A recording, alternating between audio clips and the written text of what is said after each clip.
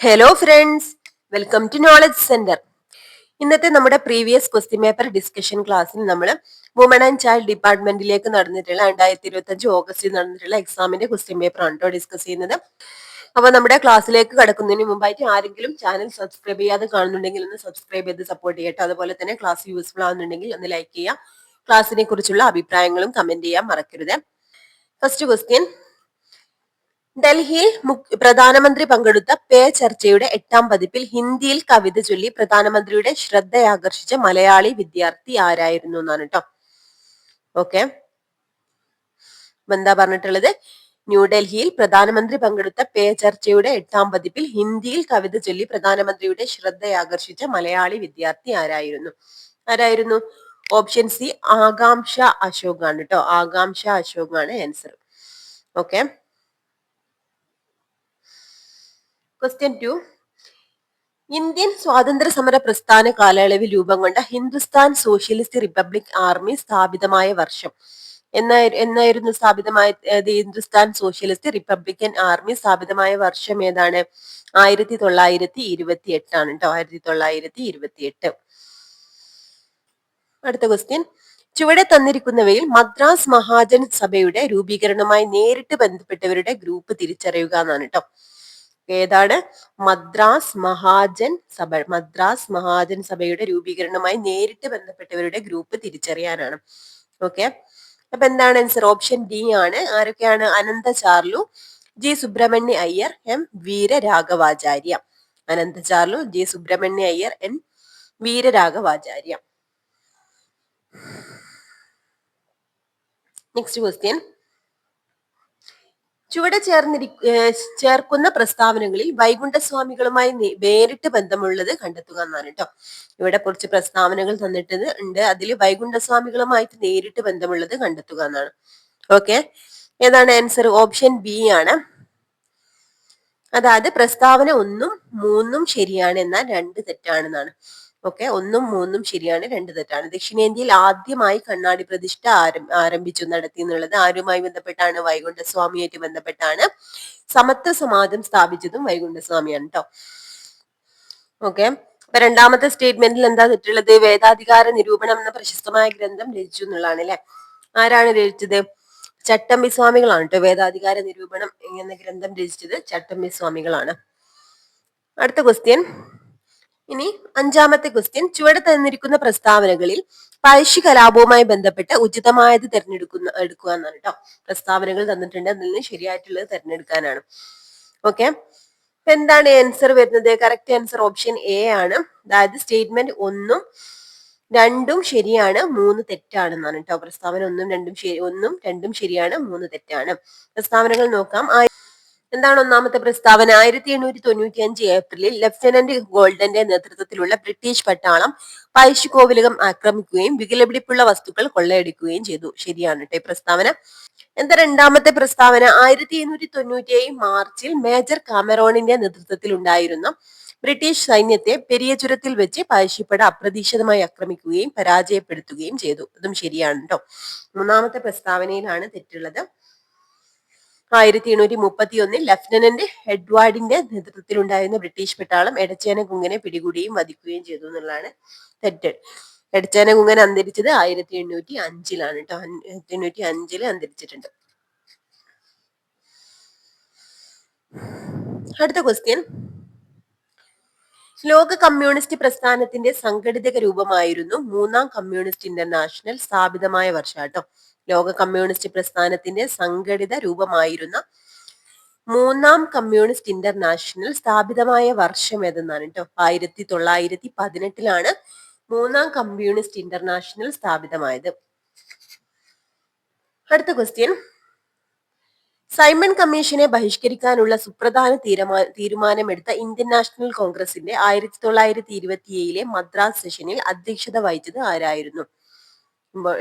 എന്താണ് പറഞ്ഞിട്ടുള്ളത്? സൈമൺ കമ്മീഷനെ ബഹിഷ്കരിക്കാനുള്ള സുപ്രധാന തീരുമാനമെടുത്ത ഇന്ത്യൻ നാഷണൽ കോൺഗ്രസിന്റെ 1927 മദ്രാസ് സെഷനിൽ അധ്യക്ഷത വഹിച്ചത് ആരായിരുന്നു? അപ്പൊ ഇവിടെ ക്വസ്റ്റ്യനിൽ തന്നെ നമുക്ക് പഠിക്കാനുണ്ട് കേട്ടോ. സൈമൺ കമ്മീഷനെ ബഹിഷ്കരിക്കാനുള്ള സുപ്രധാന തീരുമാനമെടുത്തത് ഏത് INC സമ്മേളനത്തിലാണ്? 1927 മദ്രാസ് സെഷനിലാണ് കേട്ടോ. അപ്പൊ ആരായിരുന്നു?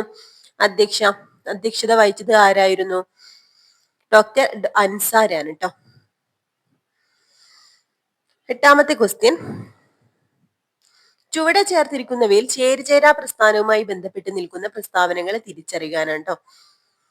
ഇതിൽ ചേരിചേരാ പ്രസ്ഥാനവുമായി ബന്ധപ്പെട്ട് നിൽക്കുന്ന പ്രസ്താവനകളെ തിരിച്ചറിയാനാണ്. ശരിയായിട്ടുള്ള പ്രസ്താവനകൾ ഏതെന്നാണ് ചോദിച്ചത്. ഓപ്ഷൻ ഡി ആണ്. സ്റ്റേറ്റ്മെന്റ് അതായത് 1, 2, 3 ട്രൂ ആണ്. 3 പ്രസ്താവനകളും ശരിയാണെന്നുള്ളതാണ് കേട്ടോ. അപ്പൊ നമുക്കിത് പഠിക്കാം. ഈ 3 പ്രസ്താവനകളും പഠിക്കേണ്ടതാണ്. 1961 ബൽഗ്രേഡിൽ വെച്ച് ഔദ്യോഗികമായി രൂപം കൊണ്ടു ചേരിചേരാ പ്രസ്ഥാനം. 1961 ബൽഗ്രേഡ് സമ്മേളനത്തിൽ നിന്നും പുറത്താക്കപ്പെട്ട രാജ്യങ്ങളായിരുന്നു ചൈന, തുർക്കി, ഫിലിപ്പീൻസ് തുടങ്ങിയവ. ബൽഗ്രേഡ് സമ്മേളനത്തിൽ വെച്ചായിരുന്നു ചേരിചേരാ നയത്തിന്റെ അടിസ്ഥാന പ്രമാണങ്ങളായി 27 ഇന പ്രഖ്യാപനം അംഗീകരിച്ചത്.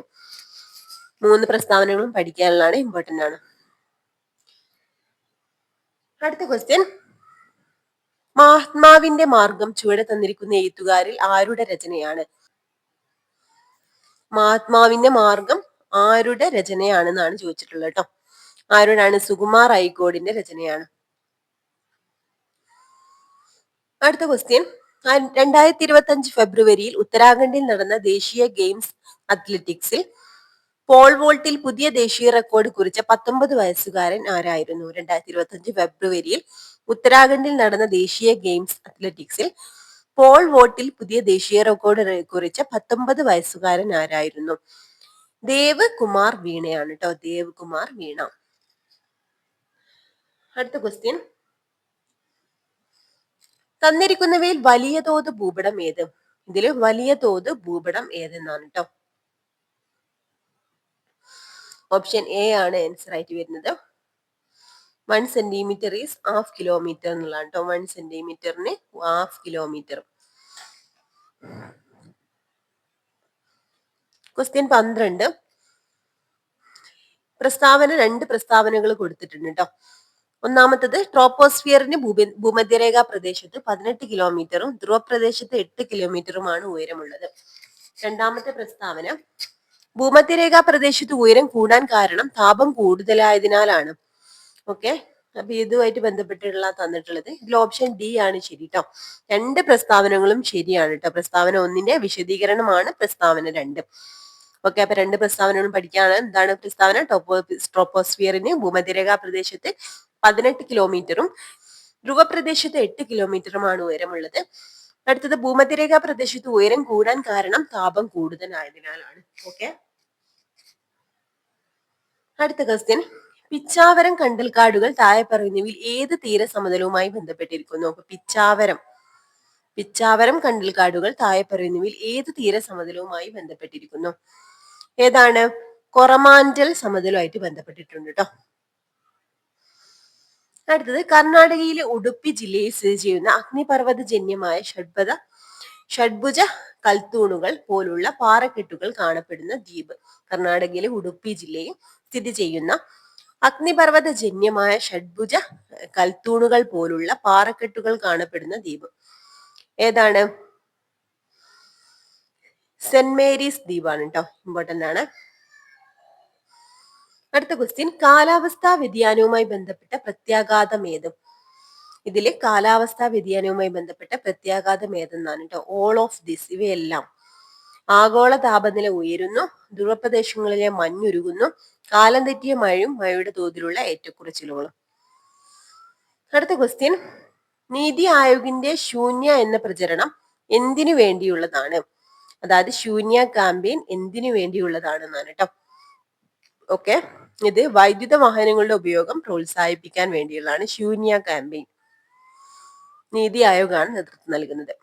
അടുത്തത് 17, പഞ്ചവത്സര പദ്ധതികൾക്ക് മുമ്പ് ഇന്ത്യയിലെ ആസൂത്രണ ചരിത്രത്തിന്റെ ഭാഗമായിരുന്ന പദ്ധതികൾ ഏതൊക്കെയാണ്? പഞ്ചവത്സര പദ്ധതികൾക്ക് മുമ്പ് ഇന്ത്യയിലെ ആസൂത്രണ ചരിത്രത്തിന്റെ ഭാഗമായിരുന്ന പദ്ധതികൾ ഏതൊക്കെയാണെന്നാണ് കേട്ടോ.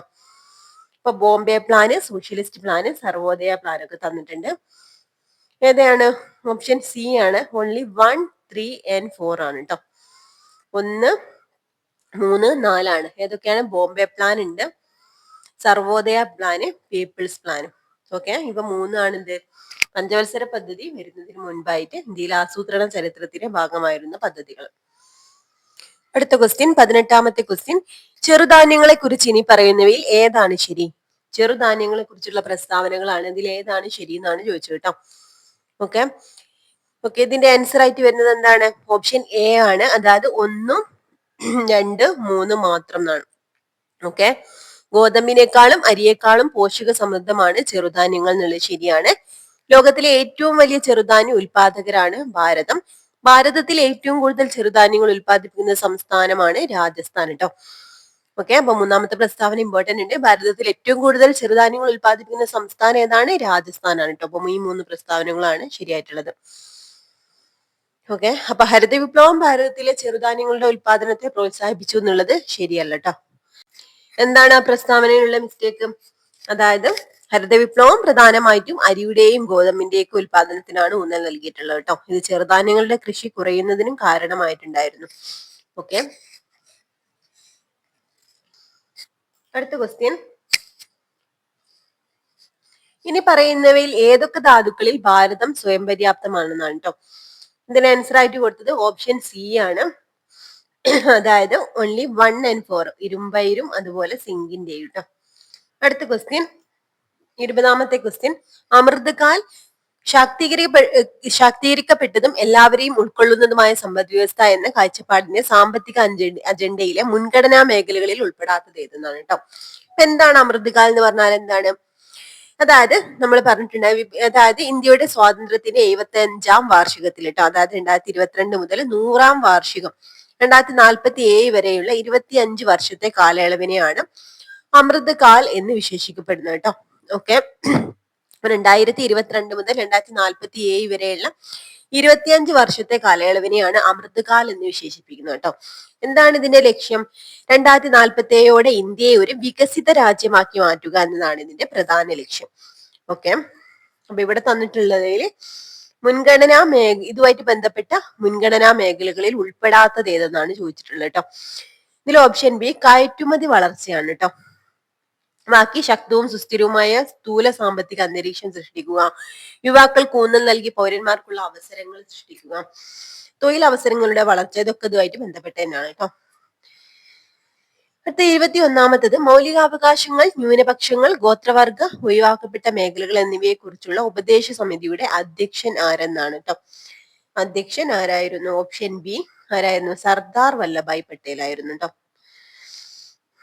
അടുത്തത് 22ാമത്തെ ക്വസ്റ്റ്യൻ, താഴെ പറയുന്നവയിൽ ഇന്ത്യൻ ഭരണഘടനയിലെ ഡയറക്റ്റീവ് പ്രിൻസിപ്പിൾസ് ഓഫ് സ്റ്റേറ്റ് പോളിസിയിൽ DPSBയിൽ ഉൾപ്പെടുത്തിയിരിക്കുന്ന വ്യവസ്ഥകൾ ഏതെന്നാണ് കേട്ടോ. ഇതിൽ DPSBയിൽ ഉൾപ്പെടുത്തിയിരിക്കുന്ന വ്യവസ്ഥകൾ ഏതൊക്കെയാണെന്നാണ്.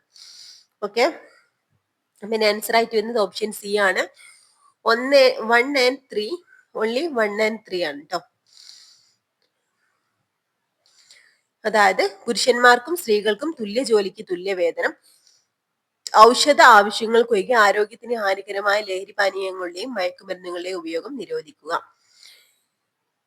മനുഷ്യക്കടത്തും നിർബന്ധിത ജോലിയും നിരോധിക്കുക എന്നുള്ളത് എന്തിൽ വരുന്നതാണ്? മൗലികാവകാശത്തിലാണ് നിരോധിച്ചിട്ടുള്ളത് കേട്ടോ. ഓക്കെ അടുത്ത ക്വസ്റ്റ്യൻ, ഇന്ത്യയിലെ പഞ്ചായത്ത് രാജ് സംവിധാനത്തെ കുറിച്ചുള്ള ഇനി പറയുന്ന പ്രസ്താവനകളിൽ ഏതാണ് ശരിയെന്നാണ് കേട്ടോ. ഇന്ത്യയിലെ പഞ്ചായത്ത് രാജ് സംവിധാനത്തെ കുറിച്ചുള്ള പ്രസ്താവനകളിൽ ഇനി പറയുന്നവയിൽ ഏതാണ് ശരിയെന്നാണ്. ഓക്കെ ഏതാണ് ശരിയായിട്ടുള്ളത്? ഓപ്ഷൻ എ ഓൺലി 1 and 2 ആണ്. 1992 73ാം ഭരണഘടനാ ഭേദഗതി നിയമം പഞ്ചായത്ത് രാജ് സ്ഥാപനങ്ങൾക്ക് ഭരണഘടനാ പദവി നൽകി എന്നുള്ളതും, അതുപോലെ തന്നെ എന്താണ്, ഗ്രാമപഞ്ചായത്ത്, പഞ്ചായത്ത് സമിതി, ജില്ലാ പരിഷത്ത് എന്നിവ ഉൾപ്പെടുന്ന ഒരു ത്രിതല ഘടനയാണ് പഞ്ചായത്ത് രാജ് സംവിധാനം. ഇത് രണ്ടുമാണ് ശരിയായിട്ടുള്ളത് കേട്ടോ. മൂന്നാമത്തെ പ്രസ്താവനയാണ് തെറ്റായിട്ടുള്ളത്. അതായത് ആർട്ടിക്കിൾ 243F സംസ്ഥാന ധനകാര്യ കമ്മീഷന്റെ രൂപീകരണത്തെ കുറിച്ച് പ്രതിപാദിക്കുന്നു എന്നുള്ളതാണ് തെറ്റായിട്ടുള്ളത്. ഓക്കെ അപ്പൊ എന്താണ് ഇതില്? അതായത് ആർട്ടിക്കിൾ 243F അംഗങ്ങളുടെ അയോഗ്യതയെ കുറിച്ചാണ് പറയുന്നത് കേട്ടോ. അംഗങ്ങളുടെ അയോഗ്യതയെ കുറിച്ചാണ് ഇതിൽ പറയുന്നത്. അടുത്ത ക്വസ്റ്റ്യൻ, താഴെ പറയുന്നവയിൽ ഏതാണ് എക്സിക്യൂട്ടീവിന് മേൽ നിയമസഭാ നിർമ്മാണ സഭയുടെ നിയന്ത്രണം പ്രയോഗിക്കുന്നതിനുള്ള ഉപകരണങ്ങൾ എന്നാണ്. എക്സിക്യൂട്ടീവിന് മേൽ നിയമസഭാ നിർമ്മാണ സഭയുടെ നിയന്ത്രണം പ്രയോഗിക്കുന്നതിനുള്ള ഉപകരണങ്ങൾ ഏതൊക്കെയാണെന്നാണ്. ഓപ്ഷൻ സി ആണ് ശരിയായിട്ടുള്ളത്. ഓൺലി 1 and 2 and 4 ആണ്. എന്തൊക്കെയാണ്? ചോദ്യോത്തര സമയം, അതുപോലെ പിന്നെന്താണ്, അതുപോലെ മാറ്റിവെക്കൽ ചർച്ചകൾ, പിന്നെ ബജറ്റ് ചർച്ച. ഇവ മൂന്നുമാണ് കേട്ടോ. അടുത്ത ക്വസ്റ്റ്യൻ, ഉല്ലാസ് പദ്ധതി ഏത് ദേശീയ നയവുമായി ബന്ധപ്പെട്ടിരിക്കുന്നു? ഉല്ലാസ് പദ്ധതി ഏത് ദേശീയ നയവുമായി ബന്ധപ്പെട്ടിരിക്കുന്നു? ഏതാണ്? ദേശീയ വിദ്യാഭ്യാസ നയം NEP 2020 ആയിട്ട് ബന്ധപ്പെട്ടാണ് കേട്ടോ. അടുത്ത ക്വസ്റ്റ്യൻ, 26ാമത്തെ question, 1960 Kerala civil services classification control appeal ചട്ടങ്ങളെ കുറിച്ച് ഇനി പറയുന്ന പ്രസ്താവനകൾ പരിഗണിക്കുക എന്നാണ് കേട്ടോ. സിവിൽ സർവീസസ് ചട്ടങ്ങളെ കുറിച്ച് ഇനി പറയുന്ന പ്രസ്താവനകൾ പരിഗണിക്കാനാണ്. ഓക്കെ, ഇതില് ഓപ്ഷൻ ബി ആണ് ശരി. ഓൺലി 2 and 3, 2 ഉം 3 ആണ് ശരിയായിട്ടുള്ളത്. ഒരു സർക്കാർ ജീവനക്കാരനെതിരെ അച്ചടക്ക നടപടികൾ ആലോചിക്കുന്നുണ്ടെങ്കിൽ അല്ലെങ്കിൽ തീർപ്പ് കൽപ്പിക്കാതെ ഇരിക്കുകയാണെങ്കിൽ അദ്ദേഹത്തെ സസ്പെൻഡ് ചെയ്യാമെന്നാണ്. അല്ലെങ്കിൽ ഒരു സർക്കാർ ജീവനക്കാരനെതിരെ ഒരു ക്രിമിനൽ കേസ് അന്വേഷണത്തിലാണെങ്കിൽ അദ്ദേഹത്തെ സസ്പെൻഡ് ചെയ്യാം. ഓക്കെ, ഇത് രണ്ടുമാണ് ശരിയായിട്ടുള്ളത്. അടുത്ത ക്വസ്റ്റ്യൻ, കേരള സംസ്ഥാന ദുരന്ത നിവാരണ അതോറിറ്റിയുടെ ഔദ്യോഗിക മുദ്രാവാക്യം എന്താണെന്നാണ്. ഇമ്പോർട്ടന്റ് ആണ്. ഔദ്യോഗിക മുദ്രാവാക്യം എന്താണ്? എന്തായിരുന്നു? സുരക്ഷാ നയമാണ്. Towards A safer state. സുരക്ഷാ നയം. എന്താണ് answer? Towards A safer state, അല്ലെങ്കിൽ സുരക്ഷിതമായ ഒരു സംസ്ഥാനത്തേക്ക്. ഓക്കെ, അടുത്ത ക്വസ്റ്റ്യൻ, 28ാമത്തെ ക്വസ്റ്റ്യൻ, സഹായഹസ്തം പദ്ധതിയെ കുറിച്ച് ഇനി പറയുന്ന പ്രസ്താവനകൾ പരിഗണിക്കുക എന്നാണ് കേട്ടോ. സഹായഹസ്തം പദ്ധതി എന്താണ്? സഹായഹസ്തം പദ്ധതി എന്ന് പറഞ്ഞാല് ഏതൊക്കെയാണ് ഇതിൽ ശരിയായിട്ടുള്ളത്? ഓപ്ഷൻ എ ആണ്. Only 1 and 2. നിരാലംബരായ വിധവകൾക്ക് സ്വയം തൊഴിൽ ചെയ്യുന്നതിനുള്ള ഒറ്റത്തവണ സാമ്പത്തിക സഹായം ഈ പദ്ധതി നൽകുന്നുണ്ട്. 55 വയസ്സിന് താഴെയുള്ള വിധവകൾക്ക് മാത്രമേ അപേക്ഷിക്കാൻ അർഹതയുള്ളൂ. ഇവ രണ്ടുമാണ് ശരിയായിട്ടുള്ളത് കേട്ടോ. ഈ ഒരു സഹായഹസ്തം പദ്ധതിയായിട്ട് ബന്ധപ്പെട്ട് പഠിക്കാനുള്ളതാണ്. അടുത്ത ക്വസ്റ്റ്യൻ, കേരളത്തിൽ പുതുതായി രൂപീകരിച്ച മുതിർന്ന പൗരന്മാരുടെ കമ്മീഷന്റെ ലക്ഷ്യങ്ങളെ കുറിച്ച് ഇനി പറയുന്ന പ്രസ്താവനകൾ പരിഗണിക്കാനാണ് കേട്ടോ. ഇതിൽ ഓൾ ദ എബവ് ആണ്, എല്ലാം ശരിയെന്നാണ്. വയോജനങ്ങളുടെ പുനരധിവാസവും ക്ഷേമവും ഉറപ്പാക്കുക, അവഗണന, ചൂഷണം, ഏകാന്തത എന്നിവയുൾപ്പെടെ പ്രായമായവർ നേരിടുന്ന ബുദ്ധിമുട്ടുകൾ പരിഹരിക്കുന്നതിന് മുൻഗണന നൽകുക, സമൂഹത്തിന്റെ പ്രയോജനത്തിനായി മുതിർന്ന പൗരന്മാരുടെ കഴിവുകൾ ഉപയോഗപ്പെടുത്തുന്നതിനുള്ള സംരംഭങ്ങൾ നടപ്പിലാക്കുക. 3 പ്രസ്താവനകളും ശരിയാണ്. അടുത്ത ക്വസ്റ്റ്യൻ, IT നിയമത്തിലെ ഏത് വകുപ്പാണ് കമ്പ്യൂട്ടർ സിസ്റ്റം ഹാക്കിങ്ങും അതിന്റെ PIയുമായി ബന്ധപ്പെട്ടിരിക്കുന്നത്? ഏത് വകുപ്പാണ് കമ്പ്യൂട്ടർ സിസ്റ്റം ഹാക്കിങ്ങും അതിന്റെ PIയുമായിട്ട് ബന്ധപ്പെട്ടിട്ടുള്ളത്? സെക്ഷൻ 66 ആണ്. അടുത്ത ക്വസ്റ്റ്യൻ, ഏറ്റവും ഉയർന്ന ശേഷിയുള്ള സ്റ്റോറേജ് യൂണിറ്റ് തിരഞ്ഞെടുക്കാനാട്ടോ. ഇവിടെ കൊടുത്ത ഓപ്ഷനിൽ ഏറ്റവും ഉയർന്ന ശേഷിയുള്ള സ്റ്റോറേജ് യൂണിറ്റ് തിരഞ്ഞെടുക്കാനാണ്. ഓപ്ഷൻ എ സെറ്റാബൈറ്റ് ആണ്. ZB. അടുത്ത 32ാമത്തെ ക്വസ്റ്റ്യൻ, കമ്പൈലറിനെ സംബന്ധിച്ച് താഴെ പറയുന്നവയിൽ ഏതാണ് അല്ലെ ഏതൊക്കെയാണ് ശരിയെന്നാണ് കേട്ടോ. കമ്പൈലറിനെ സംബന്ധിച്ചിട്ടുള്ള പ്രസ്താവനകളാണ്. ഇതിൽ ഏതൊക്കെയാണ് ശരിയെന്നാണ്. ഓപ്ഷൻ ബി 1 and 3 ആണ് കേട്ടോ. 1 ഉം 3 ആണ്. കമ്പൈലറിന് സിന്റാക്സിലെ തെറ്റുകൾ മാത്രമേ കണ്ടെത്താൻ കഴിയൂ. കമ്പൈലർ ഒരു സിസ്റ്റം സോഫ്റ്റ്വെയർ ആണ്. അടുത്ത ക്വസ്റ്റ്യൻ, 33ാമത്തെ ക്വസ്റ്റ്യൻ, താഴെ പറയുന്ന ഷോർട്ട് റേഞ്ച് വയർലെസ് ടെക്നോളജിക്ക് ഉദാഹരണമല്ലാത്തത് ഏത്? ഷോർട്ട് റേഞ്ച് വയർലെസ് ടെക്നോളജിക്ക് ഉദാഹരണമല്ലാത്തത് ഏതെന്നാണ് കേട്ടോ. ഓപ്ഷൻ ഡി ആണ്, ലോറയാണ്. 34ാമത്തെ ക്വസ്റ്റ്യൻ, താഴെ പറയുന്ന പ്രസ്താവനകളിൽ ഏതാണ് തെറ്റ് എന്നാണ് കേട്ടോ. ഇനി പറയുന്ന പ്രസ്താവനകളിൽ ഏതാണ് തെറ്റ്? ഓപ്ഷൻ ഡി ആണ്, മുകളിൽ പറഞ്ഞവ ഒന്നുമല്ല. ഈ പ്രസ്താവനകളൊന്നും തെറ്റല്ല, എല്ലാം പഠിക്കാനുള്ളതാണ്. പാർലമെന്റിന്റെ പ്രത്യാവകാശ ലംഘനത്തിന് കാരണമാകുന്ന വിവരങ്ങൾ വെളിപ്പെടുത്തുന്നത് ഒരു പൗരനും നൽകേണ്ട ബാധ്യതയില്ല. അന്വേഷണ പ്രക്രിയയെ തടസ്സപ്പെടുത്തുന്ന വിവരങ്ങൾ ഒരു പൗരനും നൽകേണ്ട ബാധ്യതയില്ല. കോടതി പ്രസിദ്ധീകരിക്കരുതെന്ന് വ്യക്തമായി വിലക്കിയിട്ടുള്ള വിവരങ്ങൾ ഒരു പൗരനും നൽകേണ്ട ബാധ്യതയില്ല. അത് 3ഉം ശരിയാണ്. 35, താഴെ പറയുന്ന പ്രസ്താവനകളിൽ ഏതൊക്കെയാണ് തെറ്റ് എന്നാണ് കേട്ടോ. ഓപ്ഷൻ എ ആണ്, ഉപഭോക്തൃ അവബോധത്തിനുള്ള അവകാശം ഒരു ഉപഭോക്തൃ അവകാശം അംഗീകരിക്കപ്പെട്ടിട്ടില്ല എന്നുള്ളതാണ് തെറ്റ്. ബാക്കിയുള്ളതൊക്കെ ശരിയാണ്, പഠിക്കാനുള്ളതാണ്. താഴെ പറയുന്നവയിൽ ഏതാണ് ദേശീയ മനുഷ്യാവകാശ കമ്മീഷന് നിയമപരമായ അടിസ്ഥാനം നൽകുന്നത് ഏതാണെന്നാണ് കേട്ടോ. ഓപ്ഷൻ ഡി മനുഷ്യാവകാശ സംരക്ഷണ നിയമമാണ്. അടുത്തത്, ലൈംഗിക കുറ്റകൃത്യങ്ങളിൽ നിന്ന് കുട്ടികളെ സംരക്ഷിക്കുന്നതിനുള്ള നിയമത്തിന്റെ ലക്ഷ്യം എന്താണെന്നാണ് കേട്ടോ. എന്താണ് ലക്ഷ്യം നിയമത്തിന്റെ? അതായത് ലൈംഗികാതിക്രമം, ലൈംഗിക പീഡനം, അശ്ലീല സാഹിത്യം തുടങ്ങിയ കുറ്റകൃത്യങ്ങളിൽ നിന്ന് കുട്ടികളെ സംരക്ഷിക്കുന്നതിന് വേണ്ടിയാണ്. ഓക്കെ, ഓപ്ഷൻ സി ആണ് കേട്ടോ. അടുത്ത ക്വസ്റ്റ്യൻ, 38ാമത്തെ ക്വസ്റ്റ്യൻ. വിവരാവകാശ നിയമപ്രകാരമുള്ള വിവരത്തിനുള്ള അപേക്ഷ നിരസിക്കുന്നത് ആവുന്നതാണ്. എന്താണ് ഇതിന്റെ ആൻസർ വരുന്നത്? ഓപ്ഷൻ സി ആണ്. പൊതു താല്പര്യവുമായി ബന്ധമില്ലാത്ത വ്യക്തിഗത വിവരങ്ങൾ ഉൾപ്പെടുന്നുണ്ടെങ്കിൽ. അടുത്തത്, ആരുടെ കണ്ടെത്തലിനെ അടിസ്ഥാനമാക്കിയാണ് പീറ്റർ സലോവെ, ജോൺ മേയർ എന്നിവർ വൈകാരിക ബുദ്ധി എന്ന ആശയം മുന്നോട്ട് വെച്ചത്? ആരാണ്? ഹൊവാർഡ് ഗാർഡ്നറുടെ കണ്ടെത്തലുമായിട്ട് ബന്ധപ്പെട്ടാണ്. 40ാമത്തെ ക്വസ്റ്റ്യൻ, നവജാത ശിശുവും അമ്മയും തമ്മിൽ ആദ്യമുണ്ടാകുന്ന ആത്മബന്ധത്തെക്കുറിച്ചും അതിന്റെ വികാസ പരിണാമങ്ങളെക്കുറിച്ചും നിർണായകമായ പഠനം നടത്തിയ സൈക്കോളജിസ്റ്റ് ആരാണ്? ജോൺ ബൗൾബി ആണ് കേട്ടോ. അടുത്ത ക്വസ്റ്റ്യൻ, കേരളത്തിലെ പൊതുവിദ്യാഭ്യാസ സംരക്ഷണ യജ്ഞം ആരംഭിച്ച ശരിയായ തീയതി തെരഞ്ഞെടുത്ത് എഴുതുക. കേരളത്തിൽ പൊതുവിദ്യാഭ്യാസ സംരക്ഷണ യജ്ഞം ആരംഭിച്ച ശരിയായ തീയതിയാണ് കേട്ടോ. ഓപ്ഷൻ ബി ആണ്, 2017 ജനുവരി 27. അടുത്ത ക്വസ്റ്റ്യൻ, 42ാമത്തെ ക്വസ്റ്റ്യൻ. പെസ്റ്റലോസിയുടെ സ്ഥാപനത്തിൽ ചേർന്ന് തന്റെ വിദ്യാഭ്യാസ ചിന്തകൾക്ക് തുടക്കമിട്ട ദാർശനികൻ ആരാണ്? ഓപ്ഷൻ എ ആണ്, ഫെഡറിക് ഫ്രോബൽ ആണ് കേട്ടോ. ഇന്ത്യയിലെ അധ്യാപക വിദ്യാഭ്യാസത്തിന് ഗുണനിലവാരം ഉറപ്പുവരുത്തുന്നതിന് വേണ്ടി പ്രവർത്തിക്കുന്ന സംവിധാനം ഏതാണ്? ഓപ്ഷൻ ഡി ആണ് കേട്ടോ. ഏതാണ്? NCTE ആണ്. അടുത്ത ക്വസ്റ്റ്യൻ, 44ാമത്തെ ക്വസ്റ്റ്യൻ.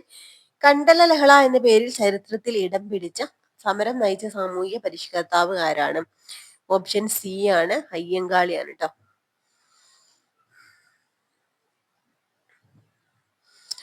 അടുത്ത ക്വസ്റ്റ്യൻ,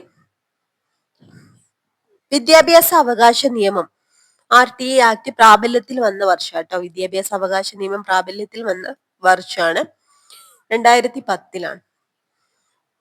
അടുത്ത ക്വസ്റ്റ്യൻ, യശ്പാൽ കമ്മിറ്റി രൂപീകരിക്കുന്നതിലേക്ക് നയിച്ച പ്രഥമ പരിഗണന എന്താണ്? യശ്പാൽ കമ്മിറ്റി രൂപീകരിക്കുന്നതിലേക്ക് നയിച്ച പ്രഥമ പരിഗണന എന്താണെന്നാണ് കേട്ടോ. എന്താണ്? അമിതമായ അക്കാദമിക് സമ്മർദ്ദം മൂലം വിദ്യാർത്ഥികളുടെ മേലുള്ള സമ്മർദ്ദവും ഭാരവും കുറയ്ക്കുന്നതിനായിട്ടാണ്. അടുത്ത ക്വസ്റ്റ്യൻ, ശൈശവകാല വിദ്യാഭ്യാസത്തിൽ തീം അടിസ്ഥാനമാക്കിയുള്ള സമീപനം ഉപയോഗിക്കുന്നതിന്റെ പ്രധാന ലക്ഷ്യം എന്താണ്? കുട്ടികളെ കൂടുതൽ കാര്യക്ഷമമായി കഴിവുകളും അറിവും നേടുന്നതിന് സഹായിക്കുന്നതിന്. അടുത്ത ക്വസ്റ്റ്യൻ, 48ാമത്തെ question. Kerala state council for child welfare സംസ്ഥാനത്തെ പ്രീ പ്രൈമറി വിദ്യാഭ്യാസത്തിന് പുരോഗതിക്ക് എങ്ങനെയാണ് സംഭാവന നൽകുന്നത്? എന്താണ് ആൻസർ വരുന്നത്?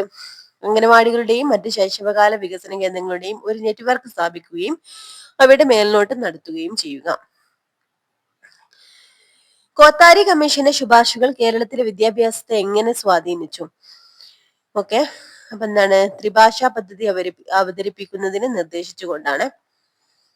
അടുത്ത ക്വസ്റ്റ്യൻ, കേരള നവോത്ഥാനത്തിന്റെ സ്വാധീനവുമായി ബന്ധപ്പെട്ട് സംസ്ഥാനത്തെ വിദ്യാഭ്യാസ രംഗത്തിന് ഏറ്റവും നന്നായി യോജിക്കുന്ന പ്രസ്താവന ഏതെന്നാണ് കേട്ടോ. ഇതിലേതാണ് പ്രസ്താവന? ഓപ്ഷൻ ഡി ആണ്, നിരവധി സ്കൂളുകളും കോളേജുകളും സ്ഥാപിക്കുന്നത് ഉൾപ്പെടെയുള്ള വിദ്യാഭ്യാസ പരിഷ്കാരങ്ങൾക്ക് ഇത് കാരണമായി. ഓക്കെ, അപ്പൊ ഇനി അടുത്ത് കുറച്ച് ക്വസ്റ്റ്യൻസ് എന്താണ്? 10 ക്വസ്റ്റ്യൻസ് ഈ ഒരു സിലബസിന് വരുന്ന ക്വസ്റ്റ്യൻസ് ആണ് കേട്ടോ.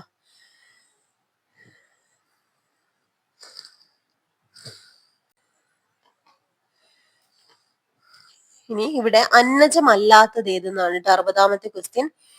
ഓപ്ഷൻ എ എന്താണ്? ഗ്ലിസറോൾ ആണ്. മറ്റ് ലാക്ടോസും ഗ്ലൈക്കോജനും സെല്ലുലോസും ഒക്കെ അന്നജാണ്. അടുത്തത്, 3.5 വയസ്സ് മുതൽ 4 വയസ്സ് വരെ പ്രായമുള്ള ആൺകുട്ടികളുടെ ശരാശരി തൂക്കവും ഭാരവും എത്ര? Option C 16.12 കിലോഗ്രാമും 104.70 സെന്റിമീറ്ററും. അടുത്തത്, ചുവടെ തന്നിരിക്കുന്നതിൽ പേശികളിലെ പ്രോട്ടീൻ ഏതാണ്? മയോസിൻ ആണ്, ഇമ്പോർട്ടന്റ് ആണ്. അടുത്തത്, വായുവിലൂടെ പകരുന്ന രോഗമല്ലാത്തത് ഏത്? വായുവിലൂടെ പകരുന്ന രോഗമല്ലാത്തത് ടൈഫോയിഡ് ആണ്. അടുത്തത്, which is the function of vitamin K? Vitamin കെയുടെ ഫംഗ്ഷൻ എന്താണെന്നാണ് കേട്ടോ. എന്താണ് ആൻസർ വരുന്നത്? Option A 1, 2, 3. കരളിന്റെ പ്രവർത്തനത്തെ സഹായിക്കുന്നുണ്ട്, രക്തത്തിലെ പഞ്ചസാരയുടെ അളവ് നിയന്ത്രിക്കുന്നുണ്ട്, രക്തം കട്ട പിടിക്കാനും സഹായിക്കുന്നുണ്ട് കേട്ടോ. ഇവ 3 ശരിയായിട്ടുള്ളത്.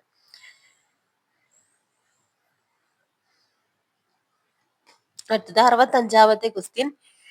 വിറ്റാമിൻ B2 എന്നറിയപ്പെടുന്നത് ഏത്? വിറ്റാമിൻ B2 എന്നറിയപ്പെടുന്നത് ഏതാണ്? റൈബോഫ്ലാവിൻ ആണ് കേട്ടോ, റൈബോഫ്ലാവിൻ. അടുത്ത ക്വസ്റ്റ്യൻ 66-ാമത്തത്. ഭിന്നശേഷിക്കാരായ വിദ്യാർത്ഥികൾക്ക് യൂണിഫോം, പഠന സാമഗ്രികൾ എന്നിവയ്ക്കായി സാമ്പത്തിക സഹായം നൽകുന്നതിന് സാമൂഹ്യക്ഷേമ വകുപ്പ് നടപ്പിലാക്കുന്ന പദ്ധതി ഏതെന്നാണ് കേട്ടോ. വിദ്യാജ്യോതിയാണ്, വിദ്യാജ്യോതി. അടുത്ത ക്വസ്റ്റ്യൻ. വിദ്യാലയങ്ങളിലെ പ്രഥമ ശുശ്രൂഷ കിറ്റിൽ ഉൾപ്പെടാത്തത് ഏതാണ്? ആന്റിബയോട്ടിക്കുകളാണ്. അടുത്തത്. ക്യാഷ്വർക്കർ എന്ന അപര്യാപ്തത രോഗം ഉണ്ടാകുന്നത് എന്തിന്റെ കുറവ് കൊണ്ടാണ്? പ്രോട്ടീന്റെ കുറവ് കൊണ്ടുണ്ടാകുന്ന രോഗമാണ് ക്യാഷ്വർക്കർ. അടുത്ത ക്വസ്റ്റ്യൻ 69-ാമത്തത്. മനുഷ്യന്റെ ജനനം മുതൽ മരണം വരെ ഭൗതികം, സാമൂഹികം, നൈതികം തുടങ്ങിയ വ്യത്യസ്ത മേഖലകളിൽ ഉണ്ടാകുന്ന വികാസത്തിന്റെ മനഃശാസ്ത്ര വശങ്ങൾ ഉൾപ്പെടുന്ന മനഃശാസ്ത്ര ശാഖ സാമൂഹ്യ മനഃശാസ്ത്രം. ഏതാണ്? വികാസ മനഃശാസ്ത്രമാണ് കേട്ടോ.